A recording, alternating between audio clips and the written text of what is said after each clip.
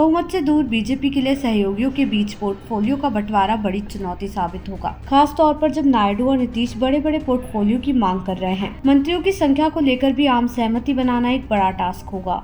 जी हाँ, देश में तीसरी बार नरेंद्र मोदी के नेतृत्व में एनडीए की सरकार बनने जा रही है। नरेंद्र मोदी 9 जून को शाम 6 बजे प्रधानमंत्री पद की शपथ लेंगे। क्योंकि बीजेपी इस बार 240 से आगे नहीं बढ़ पाई और बहुमत से दूर रही है, लिहाजा नई सरकार को एनडीए के सहयोगी चंद्रबाबू नायडू और नीतीश कुमार पर निर्भर रहना होगा। इस बीच नई सरकार में मंत्री पदों को लेकर भी सहयोगियों की तरफ से बीजेपी पर दबाव बनाने की बात सामने आ रही है। कोई लोकसभा के स्पीकर का पद मांग रहा है तो कोई रेल और कृषि मंत्रालय पर दावा ठोक रहा है। सवाल है कि एनडीए सरकार में बीजेपी को कितने मंत्रालय मिलेंगे, चंद्रबाबू नायडू और नीतीश कुमार कितने मंत्रियों की मांग करेंगे, किस पार्टी को कौन सा विभाग मिलेगा। 2024 के लोकसभा चुनाव में बीजेपी बहुमत से दूर रही, उसे 240 सीटें ही मिली हैं, जबकि एनडीए की 293 सीटें हैं। चंद्रबाबू नायडू की पार्टी टीडीपी को 16 और नीतीश कुमार की जेडीयू को 12 सीटों पर जीत हासिल हुई है। एकनाथ शिंदे की शिवसेना ने 7 संसदीय सीटों पर जीत दर्ज की है, जबकि चिराग पासवान की एलजेपी रामविलास के पास भी 5 सांसद हैं। इन चारों पार्टियों को मिला दे तो कुल 40 सांसद होते हैं। जाहिर तौर पर बहुमत से दूर बीजेपी के लिए सहयोगियों के बीच पोर्टफोलियो का बंटवारा बड़ी चुनौती साबित होगा, खास तौर पर जब नायडू और नीतीश बड़े बड़े पोर्टफोलियो की मांग कर रहे हैं। मंत्रियों की संख्या को लेकर भी आम सहमति बनाना एक बड़ा टास्क होगा।